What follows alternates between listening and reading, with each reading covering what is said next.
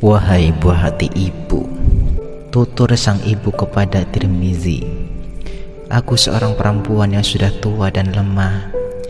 Bila Ananda pergi, maka tak ada lagi seorang pun yang ibunda punyai di atas dunia ini.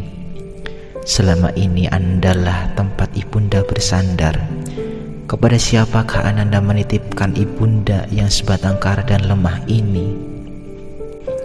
Itulah ungkapan ibundanya yang terus terngiang di dalam benak Tirmizi ketika ia berpamitan akan menimba ilmu bersama sahabat-sahabatnya di luar kota.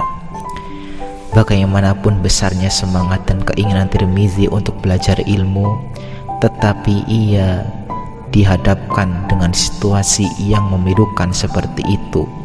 Perasaannya pun tak tahan lagi, dilematis. Barangkali begitulah yang dirasakan oleh Tirmizi dalam menuntut ilmu.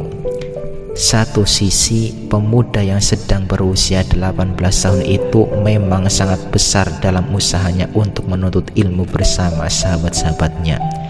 Tetapi di sisi lain, ia dihadapkan dengan kenyataan keadaan ibundanya sebatang kara dan usianya sudah senja di rumah sendirian jika ia nekat berangkat menuntut ilmu. Tirmizi pun mencoba berpikir 1000 kali untuk memaksakan kehendaknya bepergian mencari ilmu bersama sahabatnya. Namun, begitu ia teringat ketidakrelaan sang ibu, hatinya menjadi tersayat pilu. Meski tujuannya mulia, tapi tegakah ia membiarkan ibunya sendirian di rumahnya? Akhirnya, meski dengan berat hati, Tirmizi menemui 2 orang sahabatnya untuk membatalkan niatnya mengembara mencari ilmu, dan kedua orang sahabatnya itu tetap berangkat menuntut ilmu. Namun, Tirmizi adalah seorang pemuda yang sangat besar keinginannya untuk menuntut ilmu. Tirmizi begitu menyadari sepenuhnya atas perintah Allah Subhanahu wa Ta'ala dan hadis Nabi Muhammad SAW yang memerintahkan agar manusia menuntut ilmu meski hanya secara otodidak. Tirmizi memulainya dengan belajar menundukkan hawa nafsunya. Tentu saja, dalam tahap-tahap awal, orang yang belajar menundukkan hawa nafsu seperti yang dilakukan Tirmizi sangatlah sulit, tidak gampang. Tirmizi pun jatuh bangun dalam meniti perjalanan nafsunya. Ia pernah berhasil pada suatu kesempatan, tetapi gagal di kemudian hari. Begitulah seterusnya sampai ia merasa putus asa. Mungkin Allah telah menciptakan diriku ini untuk disiksa di dalam neraka. Mengapakah diri yang terkutuk ini harus kupelihara lagi? Dengan langkah sempoyongan ia pun ngeloyor pergi ke pinggir sungai Eksus. Di sana ia berjumpa dengan seseorang. Kepadanya Tirmizi minta tolong agar mengikat kaki dan tangannya. Orang itu pun menuruti permintaan Tirmizi, lalu orang itu pergi begitu saja. Dalam kesendiriannya itu, Tirmizi masih tetap teringat 2 orang sahabatnya yang berangkat mengembara menuntut ilmu kepada ulama-ulama ternama. Setelah sekian lama terdiam, masih setengah putus asa, ia kemudian merenungi lagi. Untuk apa aku hidup tersiksa seperti ini? Dengan perlahan ia merangkak mendekati sungai yang sudah berada di depannya. Ia berguling-guling hingga akhirnya jatuh ke dalam sungai. Barangkali ia ingin mengakhiri hidupnya di sungai yang dalam itu. Tetapi aneh, ketika ia tersebur ke sungai yang alirannya amat deras itu, justru ikatan di tangan dan kakinya malah terlepas. Bukan itu saja, gulungan ombak di sungai tadi malah menghempaskannya ke pinggir. Ia pun berseru lagi, "Ya Allah, Maha besar Engkau yang menciptakan seseorang yang tidak pantas diterima baik di surga maupun di neraka." Setelah ia berseru demikian, tidak disadari malah membukakan tabir yang selama ini menutupinya. Ia terbebaskan dari belenggu hawa nafsu. Sejak saat itu telah terbuka mata hatinya dan ia pun mensyukuri masa kebebasan dirinya itu. Ia pun pulang ke rumah dengan perasaan terharu. Hari demi hari dilewatinya, hanya dengan mengingat Allah. Ia merasa bahagia dan puas terhadap apa yang didapatkannya selama ini, meskipun tak harus pergi ke luar kota seperti yang dialami oleh dua orang sahabatnya. Ia bebas pergi kemana saja tanpa ada yang mengganggu, asalkan tidak jauh meninggalkan rumah ibunya. Ia pergi tapi tidak jauh dari rumahnya. Salah satu kebiasaan Tirmidzi yakni duduk termenung di sebuah pemakaman. Di tempat itu ia melepas lelah dan mengingat mati, sebab itulah rumah masa depan yang harus dilaluinya. Secara sentimental, ia pun masih membayangkan dua sahabatnya yang dulu mencari ilmu. Bagaimana nasib mereka? Apakah mereka telah mendapatkan ilmu yang dicita-citakan? Ketika sedang merenung di tempat yang sunyi senyap itu, tiba-tiba Tirmidzi dikejutkan oleh kedatangan seorang tua dengan wajah yang berseri-seri. Ia menegur Tirmidzi, "Nak, mengapakah kamu menangis?" Tirmidzi pun menceritakan semua keluh kesahnya itu. "Maukah kamu menerima pelajaran dariku setiap hari, sehingga kamu dapat melampaui kedua sahabatmu itu dalam waktu yang singkat?" Orang itu bertanya kepada Tirmidzi. "Aku bersedia," jawab Tirmidzi dengan semangat.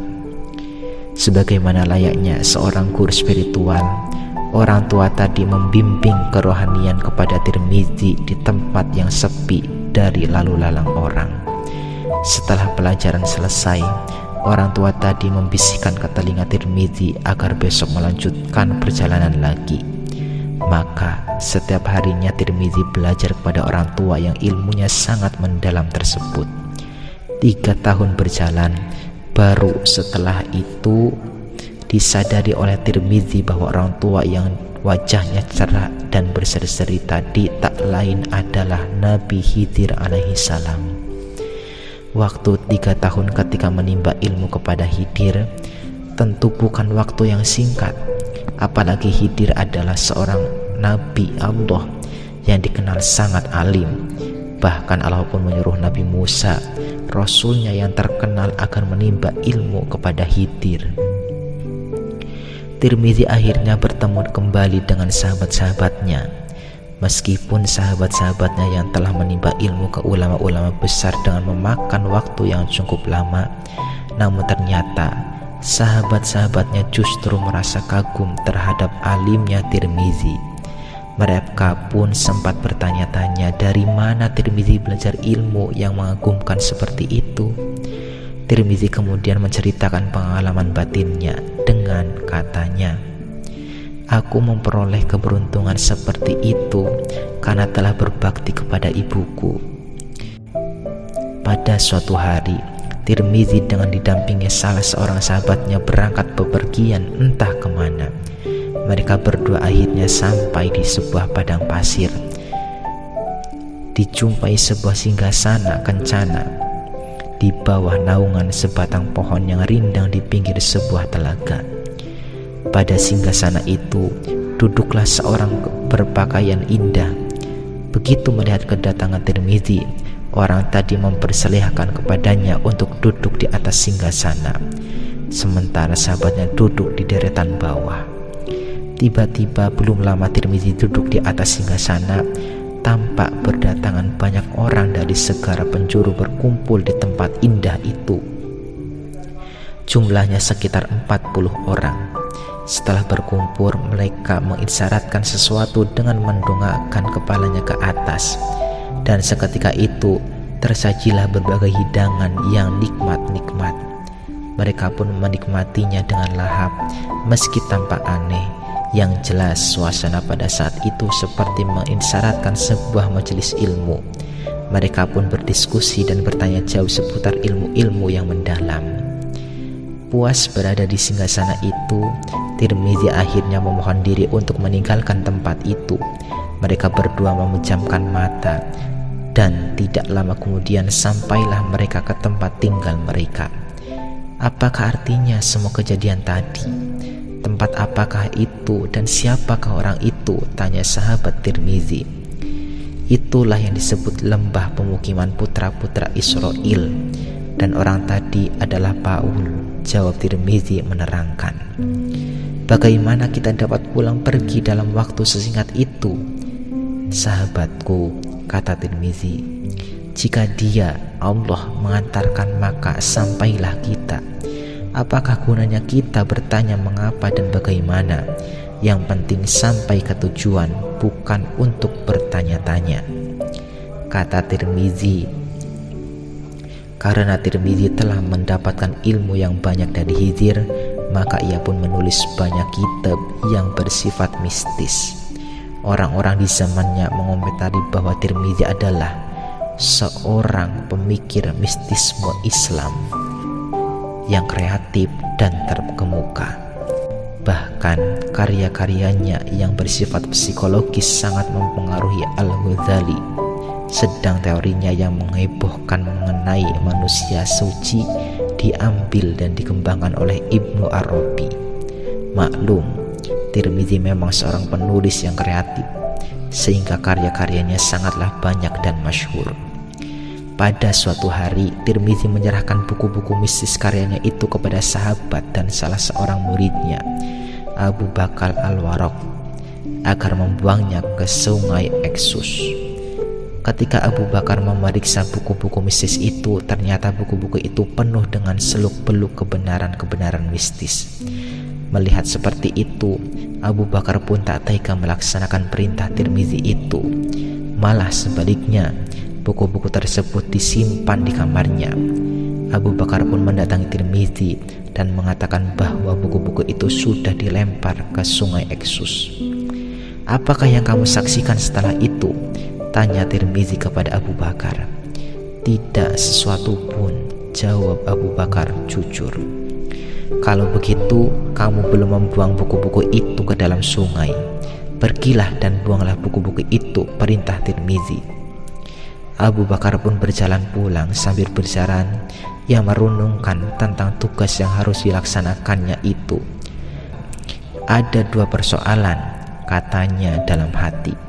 Pertama, mengapa Tirmizi ingin membuang buku-buku itu ke dalam sungai? Dan kedua, apakah yang akan kusaksikan nanti setelah mencampakkan buku-buku itu ke dalam sungai? Setelah mengambil buku-buku mistis di kamarnya, Abu Bakar terus berjalan menuju sungai Eksus, kemudian melemparkannya ke sungai tersebut. Benar, kata Tirmizi, begitu buku-buku tadi dilemparkan ke sungai, seketika itu air sungai terbelah dan terlihatlah sebuah peti yang terbuka tutupnya. Buku-buku mistis itu jatuh ke dalam peti itu, kemudian tutup peti tersebut mengatup dan air sungai bersatu kembali. Betapa terheran-herannya Abu Bakar melihat pemandangan seperti itu. Ketika Abu Bakar kembali, Tirmizi bertanya, "Sudahkah kamu melemparkan buku-buku itu?" Abu Bakar menyahut, "Guru, demi keagungan Allah, katakanlah kepadaku, apakah rahasia dibalik semua peristiwa tadi?" Tirmizi menjelaskan, "Aku telah menulis buku-buku mistis mengenai ilmu. Aku telah menulis buku-buku mistis mengenai ilmu sufi dengan keterangan-keterangan yang sulit untuk dipahami manusia-manusia biasa. Maka saudaraku Khidir meminta buku-buku mistis itu. Peti yang engkau lihat tadi telah dibawakan oleh seekor ikan atas permintaan Khidir. Sedang Allah yang Maha Besar memerintahkan kepada air untuk mengantarkan peti itu kepadanya. Meski demikian, tidaklah semua orang yang simpatik. Meski demikian, tidaklah semua orang simpatik kepada Tirmizi, termasuk para petapa sekalipun. Ada seorang petapa besar yang selalu mengecam Tirmizi. Dikiranya Tirmizi adalah seorang yang suka berpura-pura. Padahal Tirmizi adalah orang yang berkata dengan sejujurnya dan termasuk orang-orang yang ikhlas.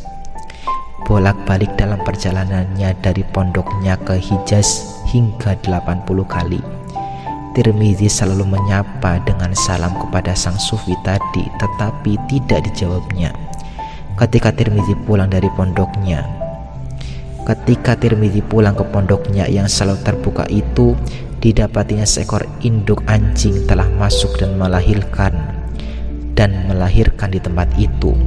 Karena takut mengusik ketenangan anjing itu, ia membiarkan induk anjing itu merawat anaknya di pondoknya yang sederhana itu. Pada suatu malam, si Patapata tadi bermimpi bertemu dengan Nabi Muhammad SAW. Di dalam mimpinya, Nabi Muhammad SAW berkata kepadanya, "Kamu menentang seorang manusia yang telah 80 kali memberikan pertolongan kepada seekor anjing. Jika kamu menginginkan kebahagiaan yang abadi, kencangkanlah ikat pinggangmu dan berbaktilah kepadanya." Sejak saat itu, si petapa yang biasanya selalu cuek kepada Tirmidzi itu bertaubat dan mengabdi kepada Tirmidzi hingga matinya. Telah lama Tirmidzi tidak bertemu dengan Nabi Khidir. Pada suatu hari, seorang pembantu yang masih gadis mencuci pakaian bayi. Gadis itu juga terlihat membersihkan kotoran-kotoran bayi dari sebuah baskom. Sementara itu, Syekh Tirmidzi dengan mengenakan jubah dan serbannya yang bersih sedang berjalan menuju masjid. Karena suatu hal yang sepele, tiba-tiba si gadis mengamuk dan isi baskom berisi kotoran-kotoran bayi itu tertumpah ke atas kepala Tirmidzi. Adegan aneh itu dibiarkan saja oleh ulama besar itu. Ia tak marah sama sekali. Ia pun tak berkata apa-apa dan menahan amarahnya. Tidak berapa lama kemudian ia berjumpa dengan gurunya, Khidir alaihi salam.